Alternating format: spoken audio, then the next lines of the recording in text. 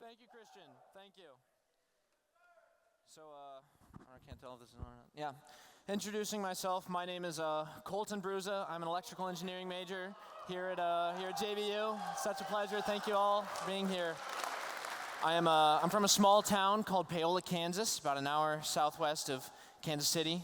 I'm the youngest of 4 siblings, which you should see on the screen here. And unfortunately, my family is not great at taking photos and having everyone together in one place. So it should be a photo from about 2018 on Christmas, which is apparently before I learned how to comb my hair.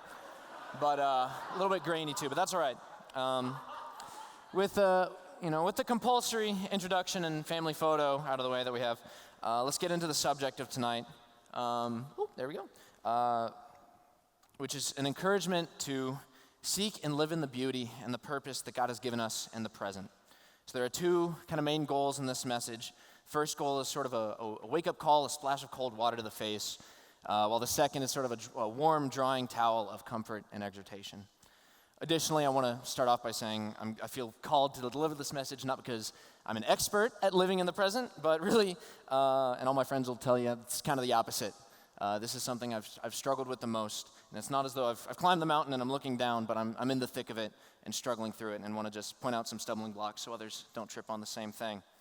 And by the way, as an engineer, things may get kind of philosophical and brainy, but try to bear with me. So, with that in mind, let's dive into our first passage for tonight, which is Ecclesiastes 3, which is written by Solomon, son of David. So, starting verse 1 through 8, for everything there is a season and a time for every matter under heaven, a time to be born, a time to die, a time to plant and a time to pluck up what is planted, a time to kill and a time to heal, a time to break down, break down and a time to build up, a time to weep and a time to laugh, a time to mourn and a time to dance, a time to cast away stones and a time to gather stones together, a time to embrace and a time to refrain from embracing, a time to seek and a time to lose, a time to keep and a time to cast away, a time to tear and a time to sow, a time to keep silence and a time, I didn't advance the slide. They did for me. Thank you. A time to tear and a time to sow, a time to keep silence and a time to speak, a time to love and a time to hate, a time for war and a time for peace. In addition to being the youngest in my family, I'm also one of the youngest people in my class here at JBU. I was 17 for a whole semester and a half back in 2020, which I got quite amount of grief for, as you imagine, from my friends. But the reason I'm younger is because I was homeschooled growing up, actually. So any homeschoolers? Raise your hand, make some noise. So that's not actually a very accurate poll because most homeschoolers are too socially anxious to make noise and make themselves known in public. But anywho, being the youngest of my siblings by quite a wide margin, I always looked up to them in whatever season they were in. So when they were doing their school curriculum, it was like the big boy curriculum. I was always wanting to do that. So I eagerly read as much as I could to catch up with them. And once I did, I quickly realized school is just school. So that became the present season I was in. It just became something I did. And unfortunately, looking back, I see that period, that cycle become a bit of a pattern in my life of looking forward to something, and then it quickly losing its charm. So fast forwarding, when I was around 11, 13, the next big thing was always looking for a job. I was always looking so I can get independence, make money, all that good stuff that comes with that. So when I was 14, basically as young as I could be, I got a job at a coffee shop. And once again, that quickly lost its charm as that became the thing I'd wake up and do. That was the season I was in at that point. So then as a high schooler, it was all about college. And I thought, man, I can't wait to go to college. Kind of meet lots of people, gain more independence, finally do crazy things, maybe talk to girls. And then I chose engineering, which maybe not the best option for any of those things and having free time. But really, I had this hope that going to college would fix all my worries and problems and loneliness and would bring me more fulfillment. Once again, despite how much fun these past 4 years have been, it quickly lost its charm as well. Even this past semester, I've caught myself counting down the days till graduation, which is 20, if you were wondering. So, let's circle back to what Solomon has to say and listen as he says, "For everything there is a season and a time for every matter under heaven." So, He isn't just saying there are a bunch of seasons that we live in and we need to just get through them, but he is saying that of all the different seasons have a well-defined purpose. Every event on earth that occurs has a designed and intentionally placed point in time in which it is to occur. This is because as humans that exist outside of or under heaven, we are bound by the laws of time, which requires a purposeful and sequential order of events. Unlike a painting, in our temporal state, we cannot look upon our whole lives and see all the events at one time, like God, who is in heaven, can do. We must experience all that God has in store for us, one moment at a time, in the sequence of moments that he has ordained. Now, reflecting back on my life from the little tidbits I've shared, and from what I've seen in people in general, I've noticed that we, as humans, struggle with consistently going through the cycle of taking the present season for granted while looking forward to some distant future that we believe will fix all our problems and bring fulfillment. Humanity's always struggled with waiting for God's timing and discontentment. Think of biblical examples of Abraham and Sarah waiting for Isaac. They were in a 25-year season of planting, you could say, that they were in, and they were impatient in waiting for their season for their son to be born. Or Israel waiting for the promised land. And we think, in all their grumbling and complaining, we think, why couldn't these people just be patient and wait for the promises that God has given them? And sometimes the very next thing that comes out of our mouths is, I can't wait for this week to be over.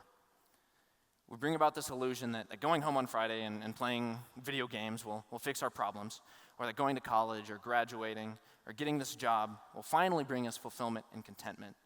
We often look to the future at supposedly greener pastures and wonder why our current lives can't be like they might potentially be, rather than actually looking down at our own feet and watering and cultivating the pasture we're currently in.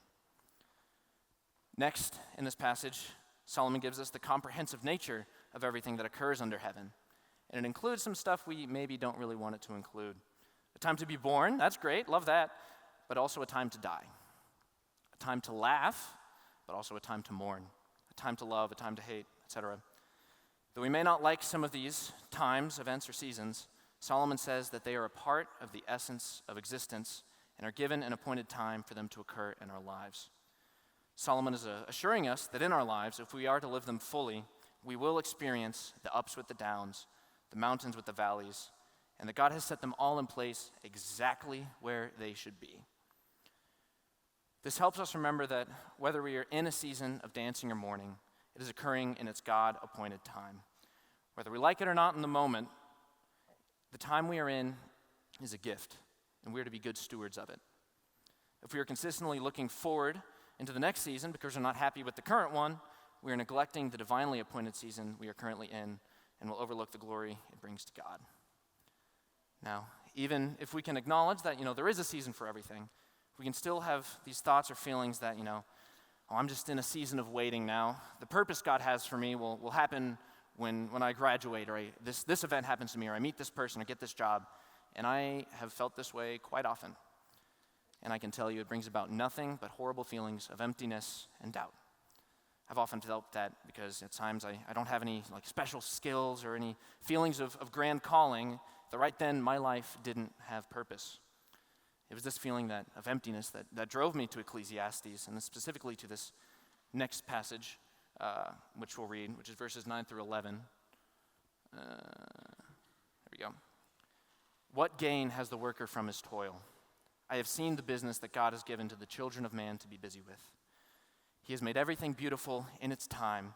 Also, he has put eternity into man's heart, yet so that he cannot find out what God has done from beginning to the end.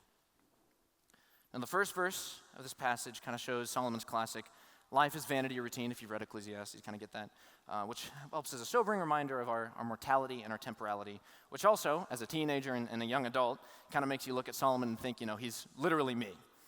But the second verse is what absolutely screams out. He has made everything beautiful in its time. How crazy is that? God is telling us that regardless of how we feel or what we can or can't see, in his great love and sovereignty, he has given our whole lives existence, beauty, and purpose. Well, sometimes it's easy to see the beauty when watching the sunset or when getting a chocolate chip waffle from Waffle House at 2 a.m. It is hard to see the beauty when we haven't seen the sun in a week, when our days are a blur because of stress and busyness, when friendships and relationships fall or die out, or when loved ones pass away. But regardless of what we can see or feel, we are told that not only are these times appointed by God, but that they have an inherent beauty as well. Furthermore, in this next part, I think, if you take one thing away, it's this next part. God did not make everything beautiful eventually. Right at this very moment, our lives have deep purpose and beauty. In church, we often hear the message of, we all have a grand purpose and calling in our lives. And while that message is true and good and beautiful, what is often overlooked or misunderstood is that the purpose that God has given us is not in some single action or event, but it is in the essence of our very lives. Our lives have just as much purpose in the mundane as in the eventful. So we are never in a season of waiting for our purpose, but there are times when our purpose is to wait.